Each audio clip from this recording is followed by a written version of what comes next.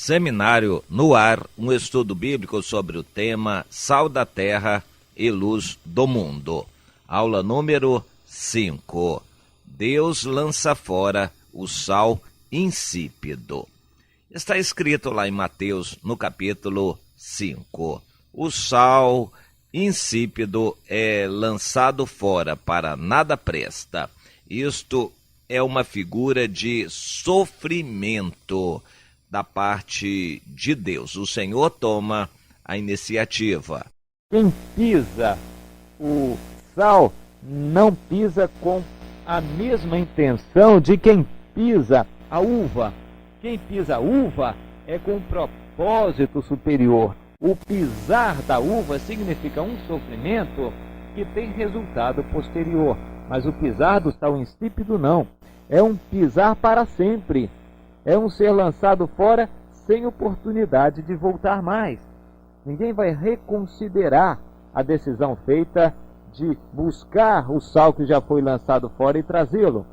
Da mesma maneira como lá em João, no capítulo 15, Jesus falando da videira verdadeira e dos ramos.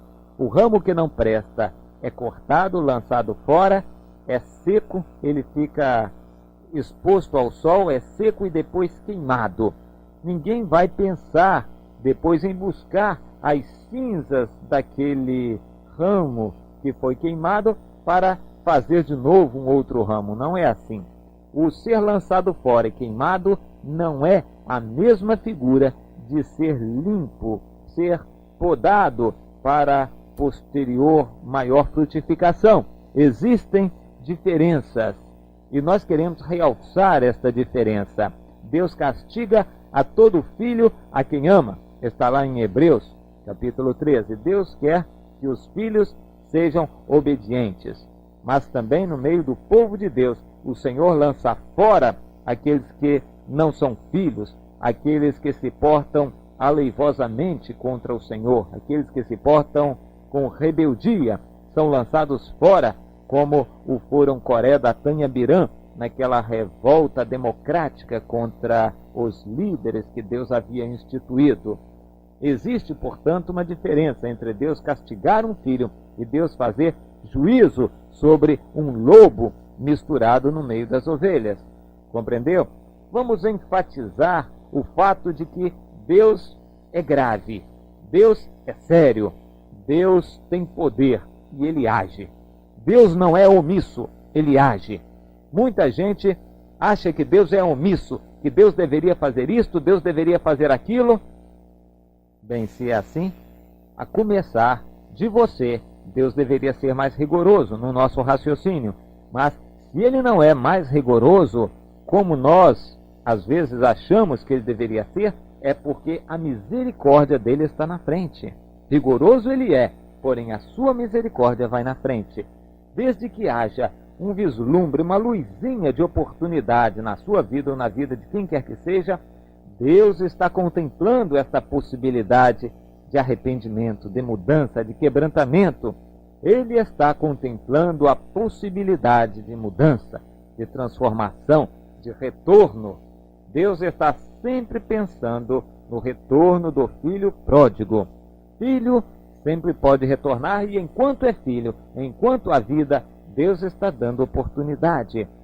Há uma situação que se caracteriza, uma situação de juízo de Deus. E então Deus age, e quando Deus faz juízo, como aconteceu com Nadab e Abiú no capítulo 10 de Levítico, então não adianta mais o Moisés interceder, não adianta o Arão interceder.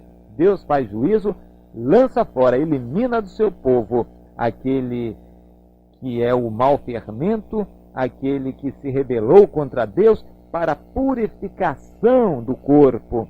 Então, por causa disto, o Senhor quer que nós tenhamos de forma bem clara em nossa mente a diferenciação entre castigar um filho para disciplina, porque há esperança, e punir, ajuizar um rebelde por causa de uma atitude de rebeldia contra Deus. Desta forma, portanto, é bom que você saiba, que você entenda a diferença entre uma coisa e outra. Mas vamos enfatizar que Deus age. tanto em um caso quanto em outro caso. Leiamos, por exemplo, Amós 3, versículo 2. Deus diz ao seu servo profeta: de todas as famílias da terra, para Israel, somente a vós outros vos escolhi. Portanto, eu vos punirei por causa da vossa desobediência, por causa de todo o vosso pecado. De todas as famílias da terra, somente a vós vos escolhi.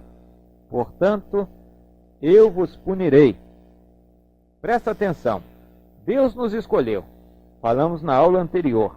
É grande o privilégio que temos em sermos constituído povo de Deus, família do Senhor, em sermos constituídos em um reino, uma raça eleita, eleita por Deus, não pelo voto popular. A palavra eleição na Bíblia tem mais ou menos o sentido de escolha e não de votação, como conhecemos hoje. Se somos eleitos, escolhidos por Deus, se somos constituídos por um grande privilégio que Ele nos dá em uma família, em um corpo, então é grande a nossa responsabilidade, porque então Deus passa a nos constituir como a única luz que este mundo tem e o único sal que este mundo pode possuir, esta terra tem para salgá-la, o sal espiritual. Deus quer que sejamos verdadeiro sal, Deus quer que sejamos verdadeira luz, o único sal que esta terra tem. A única luz que este mundo pode ter é a presença do povo de Deus aqui.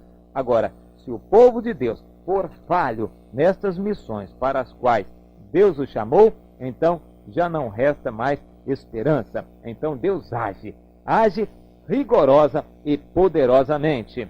Se for necessário para arrependimento, Ele castiga como filho. Se for necessário, Ele age em atitude de juízo, punindo, reprimindo, expulsando aquele elemento mau que não tem mais jeito. Deus só que sabe, nós não sabemos quem é que não tem jeito, mas Deus sabe. Ele age porque Ele nos escolheu. Pensa bem nisto, a responsabilidade é grande.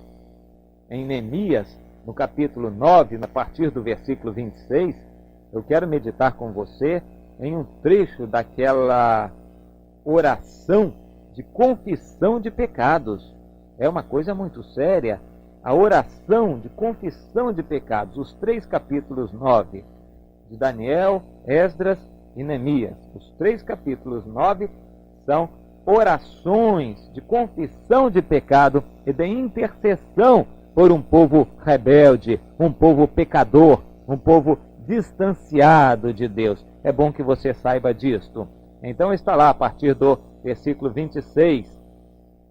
Ainda assim, ó Deus, os teus filhos de Israel foram desobedientes e se revoltaram contra ti. Viraram as costas à tua lei e mataram os teus profetas que protestavam contra eles, para os fazerem voltar a ti, e cometeram grandes blasfêmias, pelo que os entregaste na mão de seus opressores, que os angustiaram. Mas no tempo da sua angústia, clamando eles a ti, dos céus tu os ouviste, e segundo a tua grande misericórdia lhes deste libertadores que os salvaram da mão dos que os oprimiam. Porém, quando se viam em descanso, tornavam a fazer o mal diante de ti, e tu os desamparavas nas mãos dos seus inimigos, para que dominassem sobre eles. Mas convertendo-se eles e clamando a ti, tu os ouviste dos céus, e segundo a tua misericórdia os livraste muitas vezes. Que palavra maravilhosa! Embora fosse uma rotina, mas Deus estava sempre pronto a usar a sua misericórdia. E continua dizendo: Deus, o Senhor, tu testemunhaste contra eles para que voltassem à tua lei. Porém eles se houveram soberbamente, não deram ouvidos aos teus mandamentos, mas pecaram contra os teus juízos, pelo cumprimento dos quais o homem viverá. Obstinadamente deram de ombro, endureceram a cerviz e não quiseram ouvir. No entanto, os aturaste por muitos anos e testemunhaste contra eles pelo teu Espírito, por intermédio dos teus profetas. Porém eles não deram ouvidos, pelo que os entregaste na mão dos povos de outras terras, mas pela tua grande misericórdia não acabaste com eles, nem os desamparaste, porque tu és clemente e misericordioso. E continua, que oração bonita de confissão, exatamente o retrato de nossos dias. O Senhor nos abençoa tanto, com bens materiais inclusive, e nós nos descambamos, e compramos televisão a cores, videocassete, vamos a filmes e teatros, e programas especiais, e festas, e roupas novas, e casas bonitas, e móveis muito bonitos e elegantes para a nossa casa, e carro bonito, com todo conforto, carro de luxo do último tipo, e por aí afora. Quanto mais Deus nos abençoa, mais entretidos com o mundo nós ficamos e nos esquecemos de Deus, até chegar a um ponto de uma mornidão espiritual caracterizada. Então Deus tem que agir. Ele age com uma enfermidade, uma punição, ele age com um castigo, com um problema familiar. Ele age sim por amor, por misericórdia, até que você se arrependa. Ele quer justamente o seu arrependimento, que você observe os caminhos pelos quais tem andado. É isto que ele está esperando de você. Ah, meu irmão, minha irmã, como é importante nós sabermos o quanto o Senhor nos ama, porque Ele nos ama, Ele está sempre pronto a nos abençoar, a nos guardar, a cuidar de nós. Vamos tomar isso em mente. 1 Crônicas 26, versículo 28. Como também tudo quanto havia dedicado Samuel, o vidente, Saul, filho de Quis, e Abiné, filho de Ner, e Joabe, filho de Zeruia, tudo quanto qualquer pessoa havia dedicado estava sob o cuidado de Selomote e seus irmãos. Então, meus irmãos, observem quão grande era a responsabilidade desse tal de Selomote. Eu não conheci, não sei de mais referências a ele na Bíblia, mas eu sei que aqui há uma referência séria. A ele foram entregues todos os tesouros do templo do Senhor. Tudo o que todo o povo de Israel havia consagrado e dedicado a Deus estava aos cuidados do Selomote. Minha irmã, meu irmão, veja que o Senhor confiou a você um filho, uma filha, uma vida espiritual, um novo convertido. Deus confiou a você. Então cuide desta pessoa com toda dedicação, com todo carinho. Jesus disse: a quem muito foi dado, muito será exigido. A responsabilidade é muito grande. A quem muito foi dado, muito será exigido. A você foi dado um grande privilégio de pertencer à família de Deus. A você, minha irmã, foi dado um grande privilégio de oportunidades ministeriais, ministério de intercessão, de louvor, de oração, de sustento, de ajuda, de socorro aos necessitados. Quantas bênçãos, quantas oportunidades Deus tem dado. A você foi dada uma grande responsabilidade. Deus vai pedir contas, porque o mundo precisa da sua atuação. Deus não tem outras luzes neste mundo a não ser as nossas vidas. Veja, minha irmã, veja, meu irmão, a responsabilidade que é dada a você. Considere isto, medite nisto para seu bem espiritual, porque Deus vai requerer, Deus vai cobrar de você, e com rigor. Amém.